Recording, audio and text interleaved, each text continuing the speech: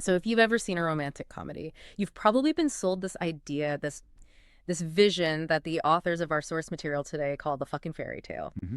It's this pervasive belief that great intimacy, great sex should be completely spontaneous. It's supposed to just Yeah, passionately, perfectly, without any actual work. right. No communication required. Exactly. But if you're in a long-term relationship, the reality is, well, a lot messier. Communication just kind of stalls out, desire starts to fade, and you end up feeling pretty alone, wondering, are we the only ones struggling with this? Yeah, that's a huge fear for people.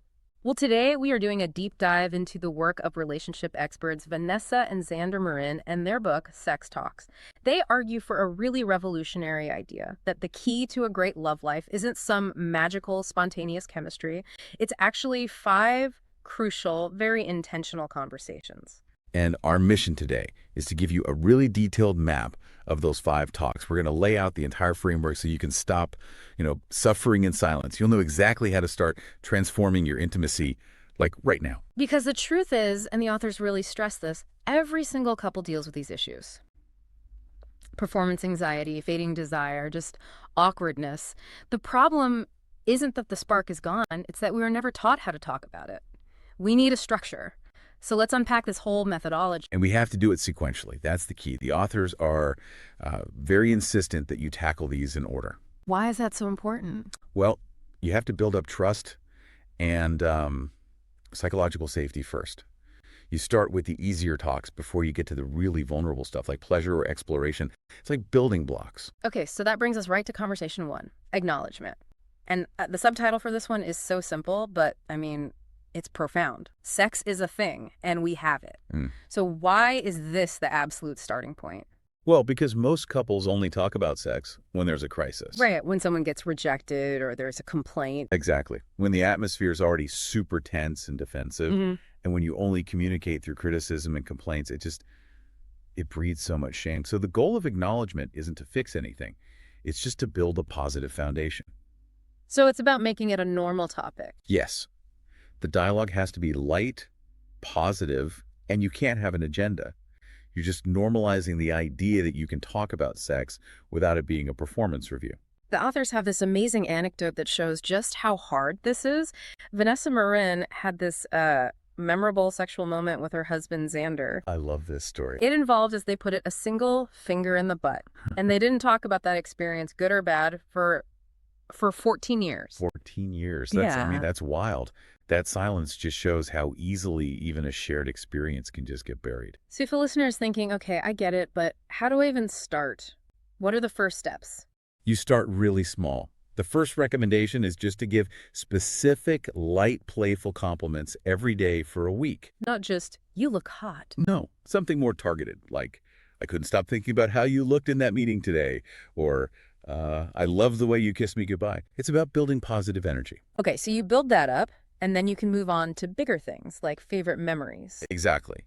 Then you can ask, tell me about the best sex we've ever had together. That question reminds you that you do have that potential. It's still in there. And that leads to the final piece of conversation 1, the postgame. This is maybe the most practical tool in the entire book, honestly. It's a really low-stakes review of sex after it's happened. So not right in the moment. No, a few minutes later, maybe the next morning, and you only focus on compliments and asking for a repeat. It's pure positive reinforcement. Can you give an example? Sure.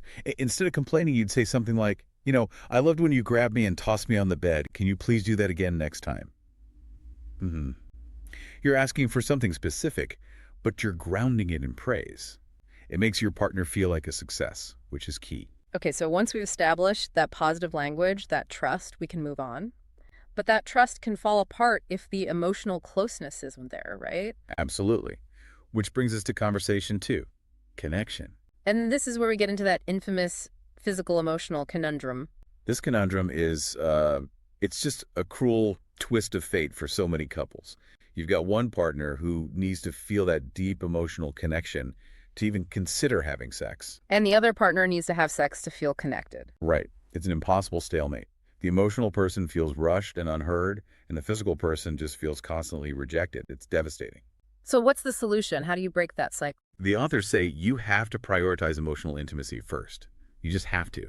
Because trying to force sex when that foundation isn't there, well, they say it feels like having sex with a stranger. And you achieve that connection through what they call logs. Yeah, like logs on a fire. Yeah. These are the specific small daily actions that keep the relationship warm. But it has to be specific, right? Not just spend time together. No, vague goals are useless.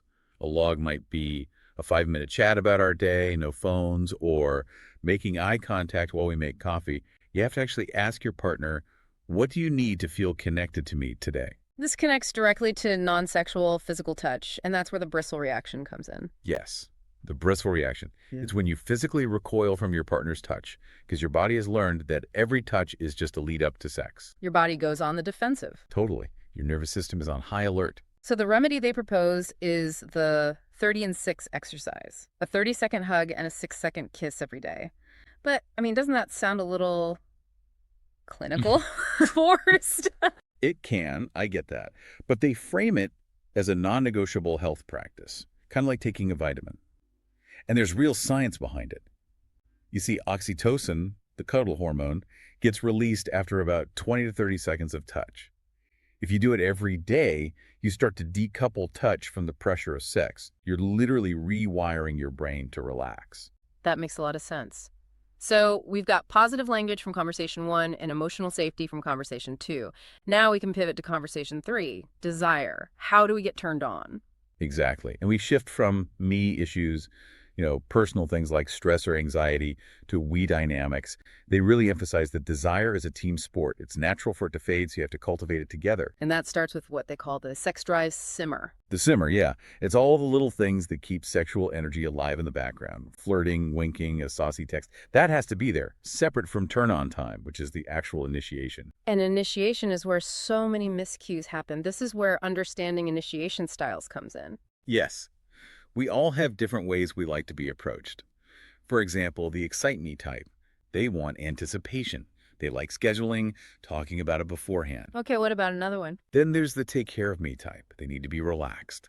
They love chore play. Chore play. It's when your partner reduces your stress load. They do the dishes, fill a car with gas, whatever, so you have the mental space to even think about being intimate. And then you've got the play with me type, who wants jokes and laughter. And the desire me type, who wants to feel needed, wants that assertive, spontaneous energy. Exactly. And knowing your partner's style stops you from, say, trying to be super aggressive with a take care of me type when all they really want is for you to help with the groceries. So to avoid that vague pass-fail question of, do you want to have sex tonight? They suggest creating sex menus. This tool is fantastic. You literally write down menus with names like Taco Tuesday or a Michelin star tasting menu that define specific activities, times, and moods. So what does a menu look like in practice? Well, instead of that vague question, you might say, hey, I'm thinking about the Taco Tuesday menu tonight. That's, 20 minutes, lots of kissing, maybe some light massage. How does that sound? It makes the asks so much clearer. Less pressure. It's a well-defined offering, not a huge, vague demand. But, you're still going to get turned down sometimes. And that's where the consideration process comes in. Right. How to handle that rejection. The goal is to separate the invitation from the rejection. The person being asked just has to ask themselves one question. Am I open to seeing if I can get turned on? You don't have to be ready to go right that second. Not at all. You just have to be open to the possibility. And that simple shift in mindset changes the whole dynamic. It's not a hard no, it's an agreement to stay open. Okay, so that brings us to conversation 4. Pleasure. This is so critical. The question is simple. What do we each need to feel good? And it's critical because, as they point out, low enjoyment is probably the #1 cause of low desire. If sex isn't fun, why would you want it?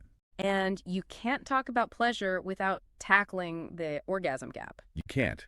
There's this massive cultural myth that great sex is only P and V intercourse.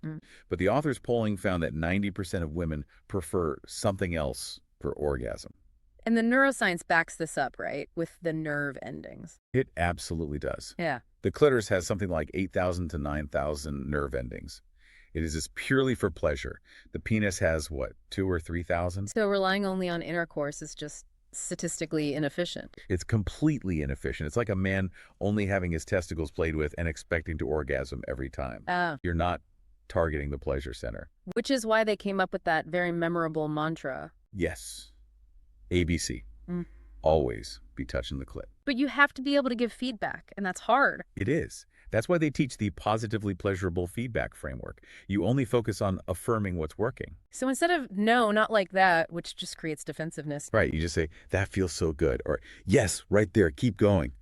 You use your voice, your breath. Yeah. You guide your partner with positive reinforcement. It makes them want to keep trying. And then briefly, they touch on sex personality types. Right. Not initiation styles, but Yeah. how we experience pleasure. Are you the giver who gets pleasure from pleasing your partner, or the pleasure seeker who's focused on their own sensations?